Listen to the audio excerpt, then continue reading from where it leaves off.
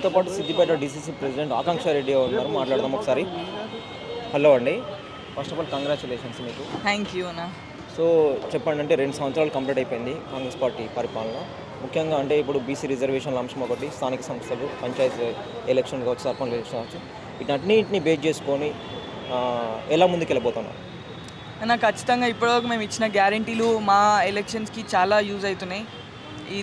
మెయిన్గా మా ఇందిరం ఇల్లులు ఏదైతే 10 ఏళ్ళ నుంచి కేసీఆర్ గారు ఇస్తాము అని ఆశ పెట్టిరో ప్రజలందరూ దాని మీదనే ఆశలు పెట్టుకొని చాలామంది అసలు ఇంకా మాకు ఇల్లులు రావు అనే పరిస్థితిలో ఉన్నప్పుడు మేము ఇల్లులు ఇచ్చాగానే వాళ్ళు ఇంకా ఇల్లు అంటే మీకు అర్థమవుతుంది, ఇల్లు ఇచ్చిన సాటిస్ఫాక్షన్ సేఫ్టీ ఏది ఇయ్యది వీళ్ళకి. ఎంత మనము ఇప్పుడు కొత్తగా వచ్చినాయి చీరలు ఇచ్చినాము, ఇవన్నీ ఇచ్చినాం, కానీ ఇంటి మీదకి ఏది రాదు. ఇల్లులు అయితే ఫస్ట్ విడతలనే మా కాన్స్టిట్యున్సీకి ఆల్మోస్ట్ మేము 1500 ఇప్పించుకున్నాము, ఆల్రెడీ స్టార్ట్ అయిపోయినాయి ఇల్లులు కూడా. ఆల్రెడీ మేము గోప్రవేశాలకు కూడా పోయాము. సో ఫస్ట్ విడతలనే మేము ఇన్ని ఇచ్చినాం, ఇంకో 4 విడతలు ఉన్నాయి. సో ఖచ్చితంగా ఇంకా అభివృద్ధి అవుతుంది. కాంగ్రెస్ పార్టీ చేతిలోనే ఉంది అభివృద్ధి అనేది బలంగా నమ్ముతున్నారు ప్రజలు.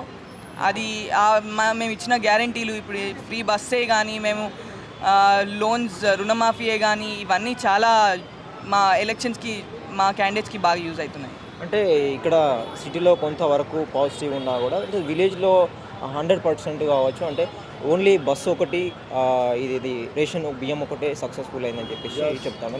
మిగతా గ్యాస్ కానీ మిగతా ఏవి కూడా అమలు కావట్లేదు. కరెంట్ బిల్లు కూడా, బిల్లుకి సంబంధించిన 0 బిల్ ఏదైతే ఉన్నదో పూర్తి శాతం ఏది అమలు కావట్లేదు అని చెప్పేసి వ్యతిరేకత ఉందని చెప్పేసి చెప్తాను. దాని గురించి ఏం చెప్తారు ప్రధానంగా? ఇవన్నీ ఉట్టి మాటలన్నా. కరెంటు అవుతుంది అంటే నేను ఉండేది ఒక రూరల్ ఏరియాలోనే, సో నాకు తెలుసు ఆ 0 బిల్ అయితే వస్తుంది. అంటే ఆ 200 వోల్ట్స్కి తగ్గట్టు ఆ 0 బిల్ అయితే వస్తుంది, 0 కరెంటుది. ఇంకా మీరు గ్యాస్ది కూడా అవుతుందన్న, ఎందుకు అవుతలేదు అసలు? ఇవన్నీ పడట్లేదు, తీసుకుంటున్నారు కానీ రిటర్న్ వేయట్లేదు అని చెప్పి ఇదే వ్యతిరేకత ఉంది. అంటే తీసుకొని డైరెక్ట్గా బ్యాంక్ అకౌంట్లో వేస్తున్నారు. సో రూరల్లో ఉండే వాళ్ళకి వాళ్ళు బ్యాంక్ అకౌంట్స్ చెక్ చేసుకోరు, అది మెయిన్ పాయింట్. వీళ్ళు చెక్ చేసుకోక అది పడతలేదు అనుకుంటారు, కానీ ఖచ్చితంగా గ్యాస్ది అవుతుంది, ఎలక్ట్రిసిటీది అవుతుంది. రుణమాఫీ ఎక్కడ చేసిరన్న? రుణమాఫీ ఏ గవర్నమెంట్లో చేసిరు రుణమాఫీ? మా అన్న చేసినట్టు 2 సార్లు, ఇప్పటికి మూడోసారి చేస్తున్నారు. 3 సార్లు మనం రుణమాఫీ చేసినప్పుడు అది అయ్యేది రూరల్నే కదా రుణమాఫీలు. ఇప్పుడు సిటీలోనైతే అవన్నీ కావు. సిటీలో కూడా ఇప్పుడు ఈ బస్సుది చాలా తక్కువ మట్టుకు యూజ్ చేస్తారు. ఈ రిజర్వేషన్ల గురించి బీఆర్ఎస్ ఉన్నప్పుడే 23-24% ఇచ్చినప్పుడు 17% తగ్గించి కాంగ్రెస్ పార్టీ పశ్చిమ మోసం చేసిందని చెప్పేసి తీవ్రంగా ఇప్పుడు చూస్తున్నాం. మనము కొన్ని జిల్లాలలో నాయకులను కూడా ఈ విధంగా చేస్తుందని చెప్పి పెద్ద ఎత్తున కూడా కాంగ్రెస్ పార్టీ మీద విమర్శలు చేస్తాం. దాని గురించి ఏం చెప్తారు? ఇప్పుడు ఆ పర్సంటేజ్ మీకు కనిపిస్తలేదన్న. నేను సింపుల్గా చెప్పాలంటే ఇప్పుడు మా డీసీసీ లిస్ట్లోనే 16 మెంబర్స్కి అవుట్ ఆఫ్ 36 డిస్ట్రిక్ట్లో 16 మెంబర్స్కి బీసీలకే ఇచ్చినారు. కాన్స్టిట్యున్సీ డీసీసీ డిస్ట్రిక్ట్ కాంగ్రెస్ కమిటీలో ప్రెసిడెంట్స్ని 16 మెంబర్స్ని ప్రెసిడెంట్స్ చేసింది బీసీ కోటా కిందనే. సో ఇక్కడనే మీకు క్లియర్గా కనిపించాలి కదా, DCC is the most powerful post అన్న. ఆ దాంట్లోనే 16 పోస్ట్ ఇచ్చినారు. సో అక్కడనే మీకు కనిపించాలి. అంటే చాలామంది ఏమంటారు, కొంతమంది వర్గము రేవంత్ రెడ్డి తన దగ్గర వాళ్ళకే ఇచ్చుకున్నాడు అని చెప్పేసి ఇట్లా చెప్తా ఉన్నారు. మీరేమంటారు అన్న? బేసిక్గా స్టేట్ మొత్తంలో డీసీసీ లిస్ట్ అనేది అందరికీ షాక్. ఎవరు ఎక్స్పెక్ట్ చేయని వ్యక్తులకు వచ్చింది.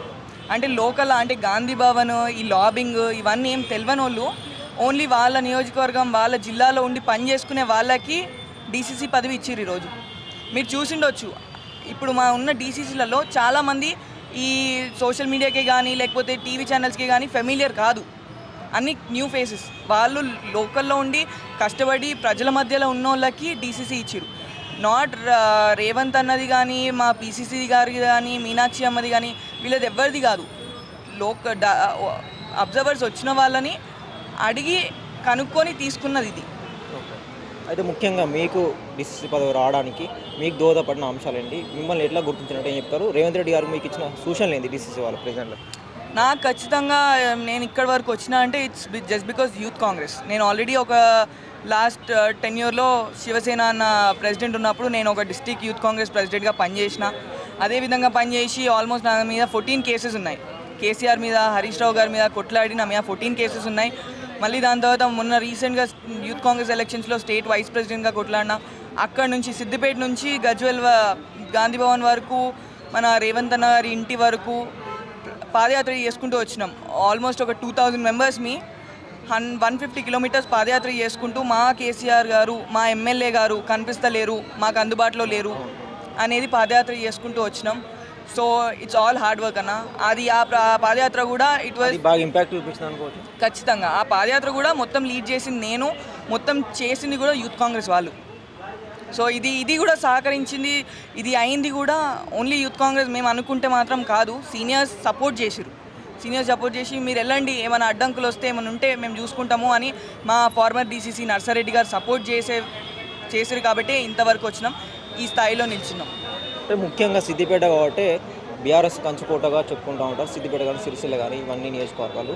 ముఖ్యంగా హరీష్ రావును అయితే గత 20 ఏళ్ళ నుంచి తనే గెలుచుకుంటూ వస్తూ ఉన్నారు. ముఖ్యంగా బీఆర్ఎస్ పార్టీని ఎట్లా ఎదుర్కోబోతూ ఉన్నారు, మీ కార్యాచరణ ఏ విధంగా ఉండబోతుంది? ముఖ్యంగా కొత్త రక్తం వస్తేనే మన మార్పు వస్తుంది అని మా రాహుల్ గాంధీ గారు, రేవంత్ అన్న గారు నమ్మి ఈ పొజిషన్లో నన్ను కూర్చోబెట్టారు. సో ఖచ్చితంగా మేము ఇప్పటి లెక్క కాకుండా ఓల్డ్ పాలిటిక్స్ స్టైల్లో కాకుండా అంత కొత్త విధానంలో ప్లాన్ చేసి ముందరికి వెళ్దాము అనుకుంటున్నాము.